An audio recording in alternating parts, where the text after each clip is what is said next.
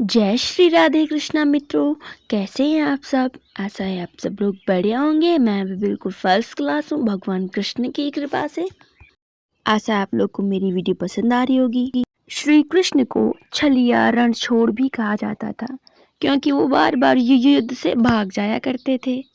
और श्री कृष्ण की जो बांसुरी थी वो बजती थी ना, सब लोग मोह माया भूल जाते थे और कृष्ण के धुन में ही रम जाते थे।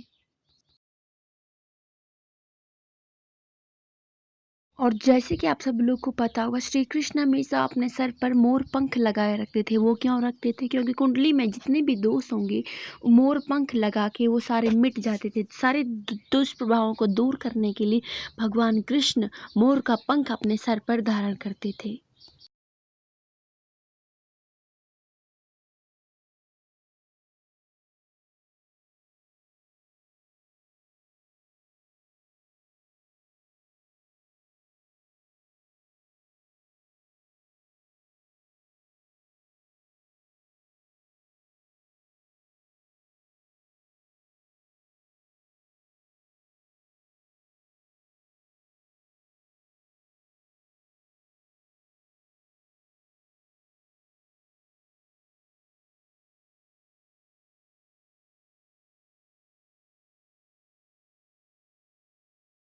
और श्री कृष्ण की ज़िंदगी में बांसुरी का क्या महत्व है, आप लोग जानते होंगे कि बांसुरी श्री कृष्ण के पास ही हमेशा सदैव क्यों रहती है। क्योंकि दोस्तों, श्री कृष्ण के जन्म के समय भगवान शिव ने, भगवान भोलेनाथ ने इन्हें बांसुरी भेंट भेंट भेंट की थी। आप सब लोग जानते हैं। और श्री कृष्ण की मृत्यु का रहस्य क्या था, मैं आपको बताती हूँ।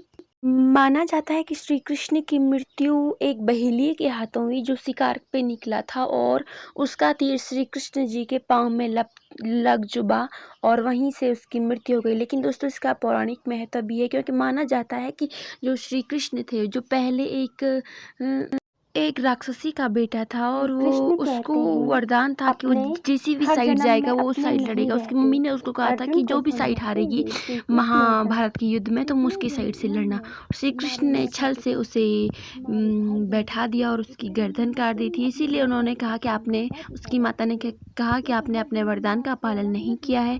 तो श्री कृष्ण ने कहा कि क्षमा कर दें, इसे मारना ज़रूरी था। और अगले जन्म, क्योंकि उसका तीर श्री कृष्ण के पैर पे लगा था, तो उसने, श्री कृष्ण ने कहा था कि मेरी मृत्यु इसी तीर लगने की वजह से होगी। इसलिए माना जाता है कि श्री कृष्ण के जिस पैर पर, दाहिने पैर पर तीर लगा था, उसी पैर में एक छिद्र के कारण श्री कृष्ण की मौत हुई थी। कर्म अपना साथी है और कोई आपका साथ नहीं देगा, चाहे वो आपका जितना भी जिगरी हो, खास हो।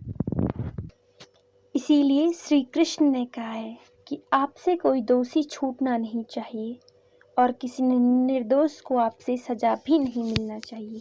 क्योंकि आप अगर किसी निर्दोष